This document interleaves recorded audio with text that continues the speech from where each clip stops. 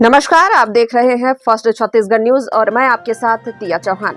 जांजगीर चांपा में press conference के दौरान जिले के प्रभारी मंत्री ओपी चौधरी ने 25 जून 1975 को लगे आपातकाल को लोकतंत्र का काला अध्याय बताया। उन्होंने कहा कि तत्कालीन कांग्रेस सरकार ने संविधान की आत्मा को कुचलते हुए देश को तानाशाही की ओर ढकेला। चौधरी ने दावा किया कि मेहसा एक्ट के तहत 40 लाख से अधिक लोगों को बिना मुकदमे के जेल में डाला गया, जिनमें जांजगीर जिले के भी लोग शामिल थे। मंत्री ने नेता प्रतिपक्ष चरणदास महंत पर निशाना साधते हुए कहा कि वे आपातकाल प्रेरित सोच के प्रतिनिधि हैं। उन्होंने ऐलान किया कि 25 जून को भाजपा पूरे प्रदेश में काला दिवस मनाएगी ताकि नई पीढ़ी लोकतंत्र के महत्व को समझ सके। दीपक यादव, बिलासपुर संभाग ब्यूरो चीफ की रिपोर्ट। हमारे देश के लोकतंत्र के इतिहास में सबसे काला अध्याय अगर कोई आया था तो आपातकाल का दौर था, जब कांग्रेस ने, श्रीमती इंदिरा गांधी जी ने देश पे आपातकाल लागू किया था। इस समय सारे मौलिक अधिकारों को समाप्त कर दिया गया था। सारे व्यक्ति के अभिव्यक्ति की स्वतंत्रता, जीवन जीने की स्वतंत्रता, सुनवाई का अधिकार, किसी को गोली भी मार दी जाए उस पे भी अदालती कार्रवाई के अधिकारों को एक तरह से छीन लिया गया था।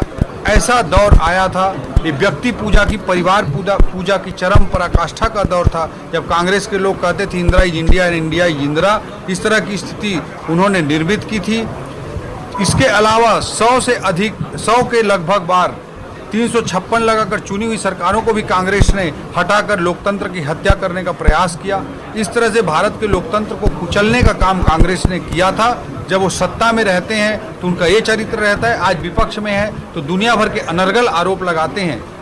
इन सब विषयों को रखते हुए कल लोकतंत्र हत्या दिवस के रूप में भारतीय जनता पार्टी मनाने जा रही है, और ताकि भारत देश की जनता जनार्दन के समक्ष लोकतंत्र की हत्यारी कांग्रेस के असली चेहरे को उजागर किया। सर, मानसून सत्र में विधानसभा के नेतृत्व में चरणदास महंत ने विपक्ष को लाठी लेकर जाने की बात कही। सर, ये उनके आपातकाल वाली जो लोकतंत्र को कुचलने की कांग्रेस की मानसिकता है, उसी का ये परिचायक है, और उसी के तहत इस तरह की भाषा का वो प्रयोग करते हैं।